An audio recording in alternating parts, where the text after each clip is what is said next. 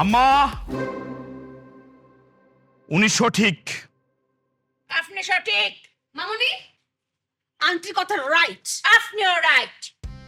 আম্মা, বাংলাদেশের যে কোনো নাগরিক হোক সে ধনী হোক সে গরিব মানহানির মামলা করতে পারবে যদি মানহানি ঘটে, এবং দণ্ডবিধির 500 ধারা মোতাবেক যদি কোনো ব্যক্তি অন্য কোনো ব্যক্তির মানহানি ঘটায় এবং সেটা যদি আদালত দ্বারা প্রমাণিত হয়, তাহলে ওই দোষী ব্যক্তির 2 বছরের দণ্ড অথবা অর্থদণ্ড অথবা উভয় দণ্ডে দণ্ডিত হতে পারে। রাইট?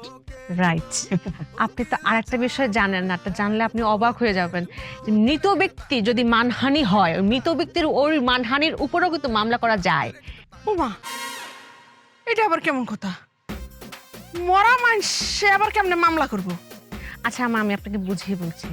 ধরেন কোনো একজন ব্যক্তি 5 বছর আগে মারা গেছে, আর 5 বছর পরে মানে এখন যদি কোনো ব্যক্তি ওই মৃত ব্যক্তির নামে কোনো কথা বলে থাকে, সেই কথাটা ওই মৃত ব্যক্তির জন্য মানহানি হয়েছে, হ্যাঁ, সেই মৃত ব্যক্তির যারা উত্তরাধিকারী আছেন মানে বংশধররা যারা আছেন, তারা যদি চায় ওই মানহানির উপরে মামলা করতে পারবেন, এবং সেটা ফৌজদারি কার্যবিধির 198 ধারায় উল্লেখ করা আছে। রাইট?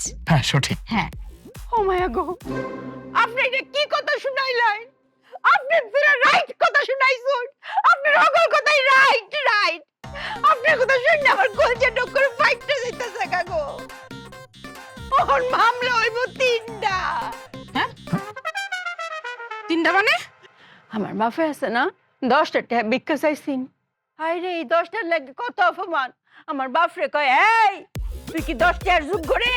হ্যাঁ, তুই তো 5 টাকার যোগ্যই না, তুই 10 টাকা কেমবা চাইলে?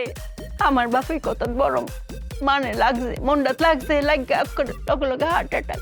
এবারে না আমার তো মামলা করুন লাগবো। তো অঙ্কা মামলা হইব 3টা, একটা বাপজুইটা মিন্টা, একটা আমনে আর একটা হেই বেটা। আপনি আমার মার বিরুদ্ধে কেমন মামলা করতেন, এটা আবার বেশি করা হয়ে পড়ে। এই যে রাইটাফা, আপনি নিন আপনার শাশুড়িটা, 1 দিল 2 পাই মেরে নেবেন।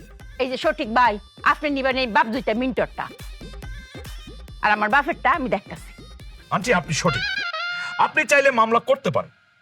আমি বলতে চাচ্ছি আসলে মামলা করাটা যতটা সহজ, মামলা চালানোটা কিন্তু অনেক কঠিন। আপনি কোর্টে দৌড়াইতে হবে, মাসে মাসে যেতে হবে।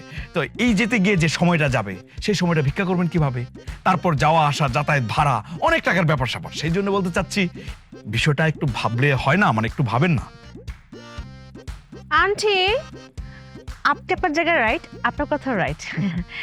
দেখেন মানবিক দিকটা চিন্তা করা যায় কিনা। আসলে ক্ষমা তো একটা মহৎ কাজ, তাই না? আপনি এক কাজ করেন, ওই মিন্ঠা আঙ্কেলকে ক্ষমা করে দেন। তোমরা দুইজনে এত সঠিক কথা কও, এত রাইট কথা কও, আমি কোনটা ফালাইয়া পারি না। তোমরা কথা আমি ফালাইতে পারি না। এই কইছো এই রাত কুবইতে রাইটটা কি লাভ?